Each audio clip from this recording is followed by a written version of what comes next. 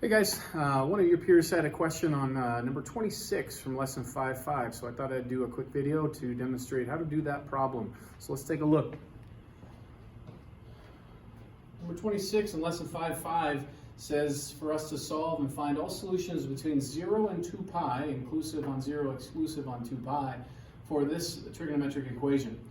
Sine 2x plus cosine 2x, all quantities squared equals 1. So right off the bat, my thoughts are when I see a binomial squared, I can go ahead and expand that. So let's try to go down that road. Squaring a binomial, you square the first term. You multiply the two terms and double. And then you square the last term. Now, as I look at this, I get really excited right off the bat. I see sine 2x and sine squared 2x and cosine squared 2x being added together. They're not right next to each other, but they are indeed being added together. Well, keep in mind the fundamental Pythagorean identity says sine squared any angle, I'll call it theta, plus cosine squared theta equals 1. My theta happens to be 2x in this situation, but I have sine squared theta plus cosine squared theta.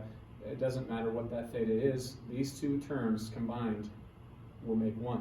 So then rewriting this, give me a second. I now have a plus 1 in the place of those two terms. Now equals 1. I've got 1 on both sides. 2 sine 2x cosine 2x equals 0.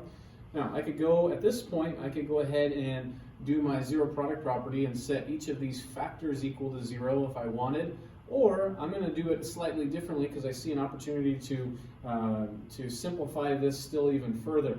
The other day when we worked on sine 2 theta, sine 2 theta we learned equals 2 sine theta cosine theta. Well, that's exactly what I have written here on the left side of this equation. I've got 2 sines something, cosine that same thing, right? So recognize that 2x is what's in the place of theta, really, when I try to utilize this identity over here. So I need the 2 in there, sine, and again, 2x is in the place of theta. So what I have this left side actually equaling is just sine of 2 times 2 theta, right here. Remember, theta is 2x, so 2 times 2 theta, or sine of 4x equals 0. Now, in finishing solving this, I need to think about where is sine equal to 0. So I'm going to draw this little unit circle picture. Sine, or y, equal to 0. This is where I'm visualizing. And I have 0 and I have pi. Now, it's not just 0 and pi. I really have 0 plus pi n. Now you might be saying, Mr. Green, why are you going down that road when this problem says only between 0 and 2 pi? I'll show you why here in a moment. Okay, so obviously 0 plus doesn't mean anything. So my solutions to where sine equals 0 is at pi n. Okay, but I don't have sine of just x, I have sine of 4x. That means 4x equals pi n. And to finish solving this, I divide by 4 and I get x equals pi n all over 4. Okay, now I'm going to take this knowledge and apply this fact right here that all of our answers can only be between 0 and 2 pi. So let's start with my smallest integer of n that would cause an angle to fall in this window. And that would be if n, again, n is an integer, okay, so that would mean if n is 0, 0 times pi over 4 is 0. If n is 1, I get pi over 4 as an answer.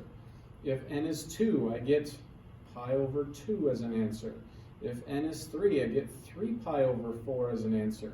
If n is 4, I get pi as an answer. If n is 5, I get 5 pi over 4 as an answer. If n is 6, I get 3 pi over 2 as an answer. If n is 7, I get 7 pi over 4 as an answer.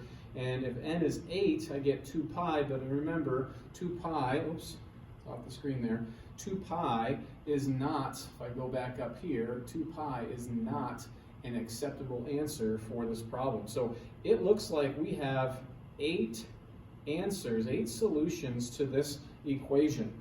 You could certainly go ahead and substitute each of those back into our original problem right here, and you'd see that each one satisfies that original equation. Now, look at the issue. Let me get a different whiteboard here. Had I taken sine 4x equals 0, and had I solved and said, okay, well, but the answer said it had to be between 0 and 2 pi, so I'm looking for where is sine equal to 0, right here at 0, and right here at pi. Many of you would be tempted to just say, well, that means that 4x equals 0, or 4x equals pi, and then when we divide by 4, you get x equals 0, or x equals pi over 4. The problem with that is I have to start out with that general solution because after multiplying, yes, my angle has to be 0 or pi after multiplying, but I mean, just look at this. If I multiplied this by 4, what angle do I get? I get 0. If I multiply that by 4, I get pi.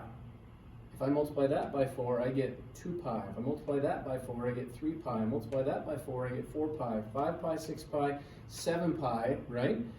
All of those values, when I take the sine of all of those, that was 0 pi, back over my picture here, 0 pi, 2 pi, 3 pi, 4 pi, 5 pi, 6 pi, 7 pi, all of those have a y value of 0, okay?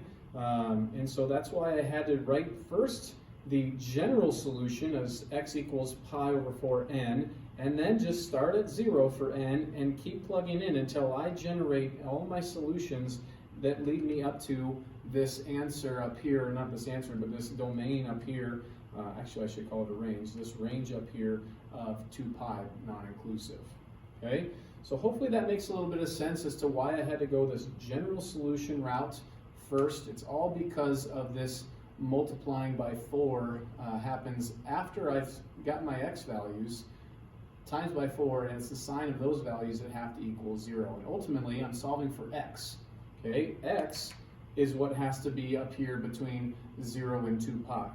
Okay, so these values will all work, and that would be our solution right down here. Okay, so hopefully that helps.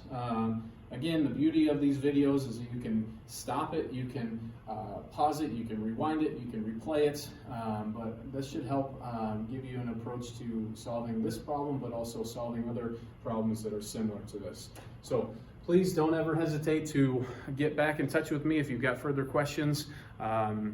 It's rather easy. Sometimes I do a couple takes, but it's rather easy for me to do this and upload this so you guys have this as a resource. So thanks again for asking the question, and we'll see you later.